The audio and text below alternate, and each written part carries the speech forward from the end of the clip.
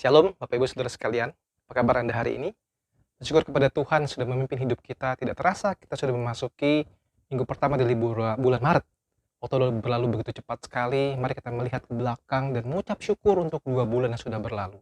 Mungkin banyak sekali sukacita dan juga mungkin ada duka cita di dalam hidup kita. Kita belajar mensyukuri semua anugerah Tuhan. Mari kita bersama-sama masuk ke dalam doa terlebih dahulu. Bapa dalam surga, kami mengucap syukur buat segala berkat anugerah Tuhan kepada kami di dalam 2 bulan yang sudah berlalu. Masuki bulan Maret ini, kami percaya Tuhan punya rencana yang indah bagi setiap kami dan yang mau rindu dan terus belajar mencari perkenanan Tuhan. Berkatilah waktu perenungan pada saat ini ya Tuhan. Dalam nama Tuhan Yesus Kristus kami bersyukur dan kami berdoa. Amin. Saudaraku, selamat datang bagi yang baru pertama kali hadir mendengarkan renungan dari channel saya, Hispata Ministry. Berdoa kiranya lewat renungan ini boleh mendapatkan berkat dari Tuhan. Kita sudah membahas 7 keys to God's favor. Silakan kembalikan melihat kepada channel-channel sebelumnya, renungan sebelumnya sudah saya posting. Kita melihat, kita sudah belajar dari tokoh Henok, tokoh Abraham, tokoh Yusuf, tokoh Musa, Daud, Salomo, dan yang terakhir Maria dari Betania. Saudara yang diberkati Tuhan, silakan memberikan komentar lewat kolom di YouTube channel ini dan sharingkan apa yang kau dapat di dalam sesi-sesi yang sudah berlalu. Pertanyaan yang penting yang saat ini saya mau ajukan kepada kita adalah begini. Apakah Anda merasa sebagai orang yang diperkenan Allah? Saudara, apa sih sebetulnya ciri orang yang mendapatkan God's favor? Apakah orang itu hidup di dalam kondisi yang sejahtera, kaya raya, nyaman, tidak ada kesulitan, tidak ada masalah atau pergumulan? Kalaupun misalnya ada masalah, sekali doa langsung Tuhan jawab.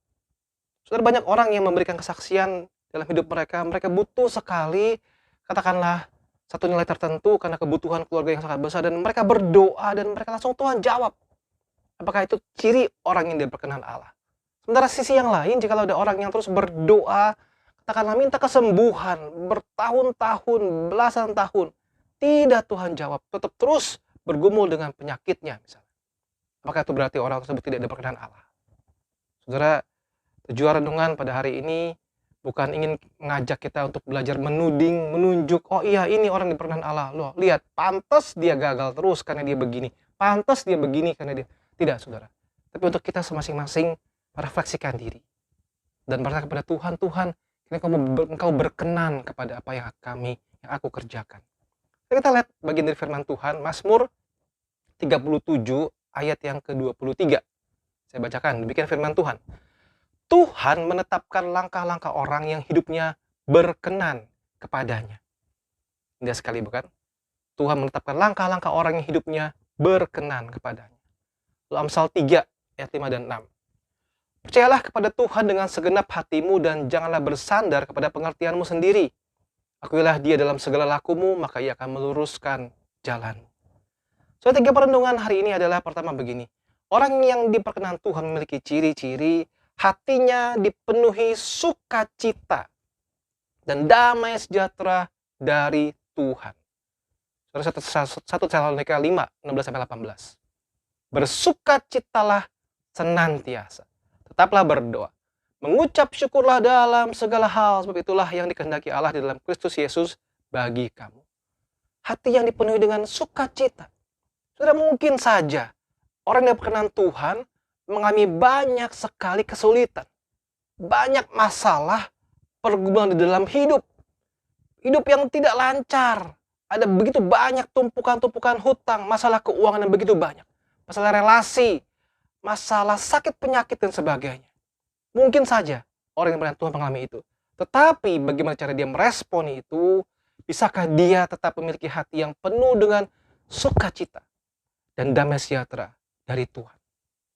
Saudara sekalian, ayat yang sangat indah berkata, bersukacitalah senantiasa. Tidak mudah, saudara, tidak mudah ya.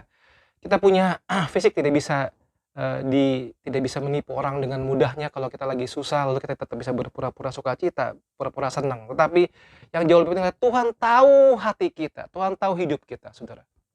Apakah hati kita penuh dengan sukacita dan damai sejahtera? Damai sejahtera ku tinggalkan bagimu. Damai sejahteraku kuberikan kepadamu, dan apa yang kuberikan tidak seperti yang diberikan oleh dunia kepadamu. Janganlah gelisah dan gentar hatimu. Saudara, ciri yang kedua, orang yang diperkenan Allah adalah Orang yang memiliki karakter Kristus. Ini karakter Kristus. Saya bacakan Filipi 2 ayat yang kelima. Hendaklah kamu dalam hidupmu bersama menaruh pikiran dan perasaan yang terdapat juga dalam Kristus Yesus. Wah saudara, ini satu hal yang perlu kita sama-sama terus gali setiap harinya. Ya. Apakah kita memiliki karakter Kristus? Apakah orang melihat kita, orang berkata ini murid Kristus, dia memiliki karakter Kristus. Ada beberapa hal yang saya akan ajak kita renungkan lebih lanjut. Yang pertama adalah kata ketaatan. Kristus itu menunjukkan ketaatan kepada Bapa di surga. Saudara, sehingga dia berkata begini, jikalau kamu menuruti perintahku, kamu akan tinggal di dalam kasihku, seperti aku menuruti perintah Bapakku dan tinggal di dalam kasihnya. Apakah kita punya ketaatan kepada Kristus? Yang kedua, saudara, karakter kasih yang mau berkorban.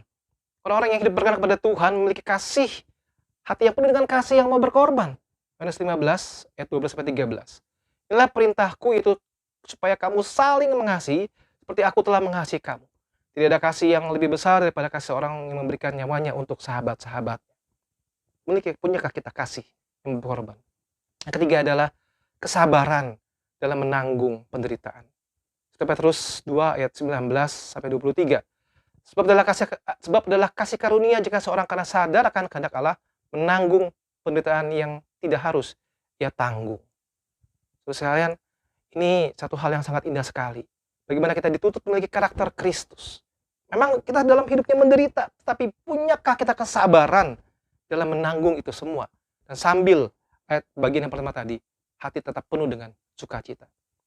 Saudara, apa efeknya orang yang memiliki karakter Kristus? Maka hidupnya selalu berusaha menyenangkan Tuhan.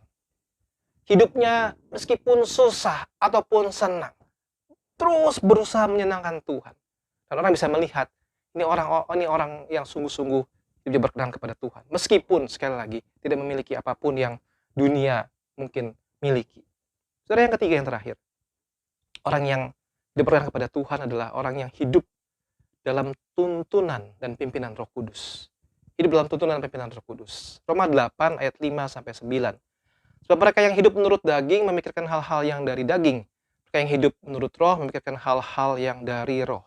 Keinginan daging adalah maut, tapi keinginan roh adalah hidup dan damai sejahtera. Sebab keinginan daging adalah perseteruan terhadap Allah. Karena ia tidak takluk pada hukum Allah, hal ini memang tidak mungkin baginya.